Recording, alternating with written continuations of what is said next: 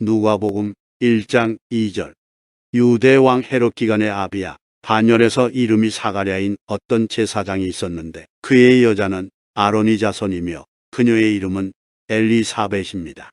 오늘은 누가복음 2절 말씀입니다. 유대왕 헤롯 기간에 지금 본론이 시작되었습니다. 누가가 그동안 많이 연구한 내용을 성령의 감동으로 데오빌로에게 편지하는데 유대왕 헤롯이 원래 BC 37년부터 이 지역을 다스립니다. 영토가 넓었습니다. 유대, 사마리아, 갈릴리, 골란고원, 헬몬산, 에돔 지역 요단 동편까지 해서 솔로몬 당시와 거의 비슷할 정도로 넓었습니다. 이 지역들은 헤롯이 전쟁을 통해 빼앗기도 하고 나중에는 로마의 시저에게 자치권을 허락받습니다. 총독이면서 이 헤롯 대왕이 BC 37년부터 다스렸는데 BC 4년에 죽습니다. 우리가 생각할 때 예수님은 BC가 비포 크리스트 0년에 태어났다고 생각할 수도 있지만 그렇지 않습니다. 역사적 오차가 있는데 사실 예수님은 BC 6년쯤 태어나셨습니다. 그러니까 최소 4년에서 6년의 오차가 생깁니다. 여기 나오는 이 헤롯 왕은 헤롯의 1대 헤롯 대왕이고 헤롯의 2대가 있습니다. 헤롯 안티파스 갈릴리를 다스리고 예수님을 신문한 자이며 아켈라오는 유대 지역을 통치하다가 6년 만에 폐위당해서 로마가 직접 빌라도를 파송합니다. 또 헬몬산 위쪽을 다스리는 헤롯 빌립으로 3명으로 나뉘어지는데 그렇게 셋으로 나누어지기 직전 BC 4년에 헤롯 대왕은 죽게 됩니다. 그 전에 어떤 일이 일어납니까? 베들레헴에서 어린 아기들을 다 죽이지요. 영유아 살해라고 합니다. 그 일을 마치고 70세에 죽습니다. 그렇기 때문에 예수님은 그 전 BC 6년이 아닐까. 실제로 동방 박사가 출연한 것은 예수님께서 탄생할 때가 아닙니다. 예수님 탄생하실 때는 목자들이 출연하고 박사들은 길게는 2년 뒤에 짧으면 6개월 뒤에 출연하는데 짧게는 예수님의 탄생이 BC 4년, 길게는 BC 6년으로 볼 수 있습니다. 그래서 현재 여기 나오는 유대왕 헤롯은 헤롯 대왕을 말합니다. 영유아 살해 사건의 주인공이면서 또 성전 건축의 주인공인데 성전 건축을 지시해서 이 건축이 오래 걸립니다. BC 20년부터 AD 64년까지 엄청 오래 걸린 시간입니다. 예수님 당시에도 이미 건축 중에 있는 것이었고 그리고 AD 64년도에 완성되고 AD 70년에 얼마 있지 않아서 로마 디도 장군에게서 성전이 무너져 버립니다. 완성되고 6년 만에 무너지는데 얼마나 웅장하게 지었느냐 하면 이스라엘 사람들이 자부심을 가질 정도였습니다. 실제로 헤롯은 에돔 사람이었습니다. 이둠의 사람인데 헤롯은 유대인 행세를 합니다. 왜? 유대 지역을 다스려야 하니까. 그래서 이스라엘 사람들이 굉장히 안 좋게 평가하고 아주 싫어했습니다. 왜? 자기 혈통이 아니니까. 그러나 이 헤롯이 건축가의 정치가의 아주 지략이 뛰어난 사람입니다. 사실 헤롯은 역사적으로는 통치가로서 아주 동망 있는 사람입니다. 그러나 영적으로 볼 때는 아주 잔인한 사람입니다. 나중에는 자기 아들도 죽일 정도로 아주 잔인합니다. 이 땅은 마귀가 다스리는 세상임을 상징합니다. 우리는 이 땅에 살지만 사실 이 땅은 마귀가 다스립니다. 세상 임금이 마귀입니다. 우리는 태어날 때부터 우리 안에 귀신이 있다고 말씀드린 적이 있습니다. 우리는 날 때부터 어둠에 속한 인생으로 태어납니다.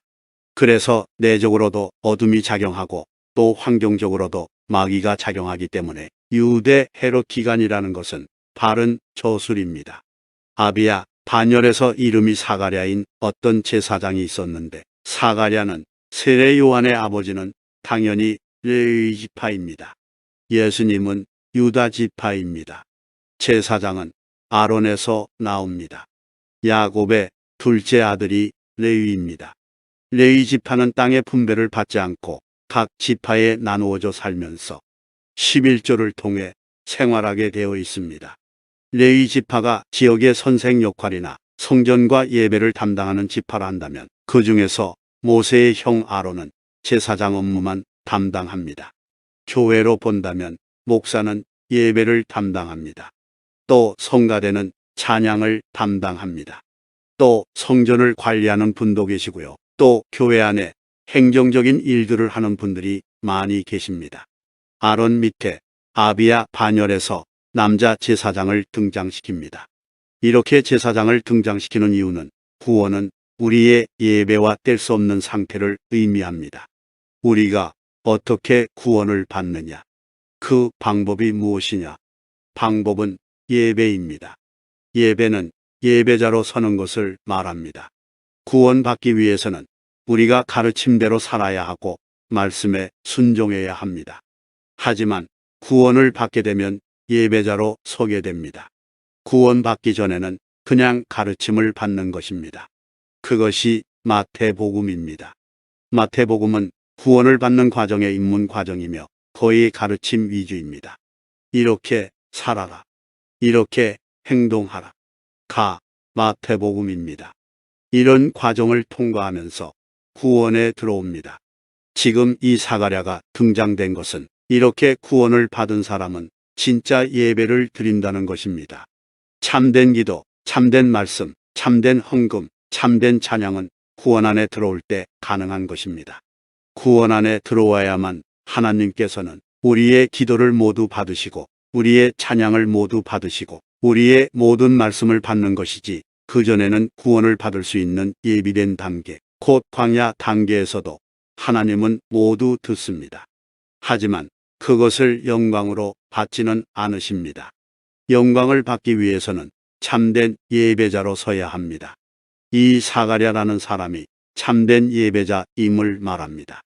그의 여자는 아론의 자손이며, 자, 이스라엘 사람들이 글을 쓸 때 우리처럼 아내, 부인 이런 말을 잘 쓰지 않습니다. 여자라고 씁니다.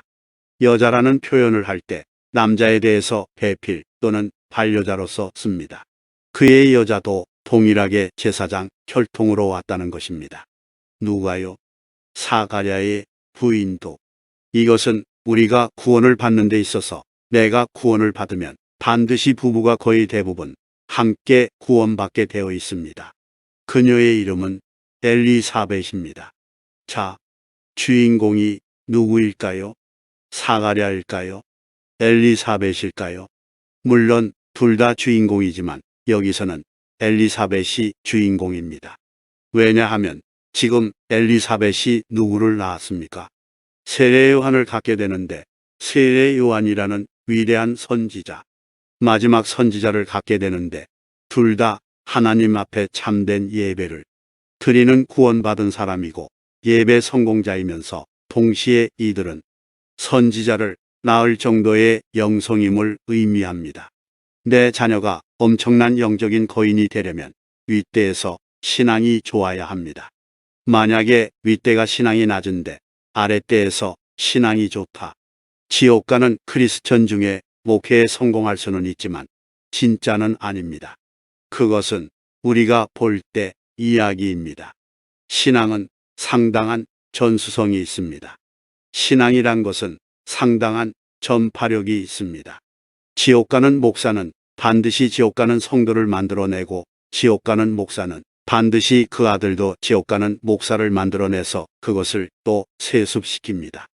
여러분, 대한민국에 세습이 있는 이유를 알고 계십니까?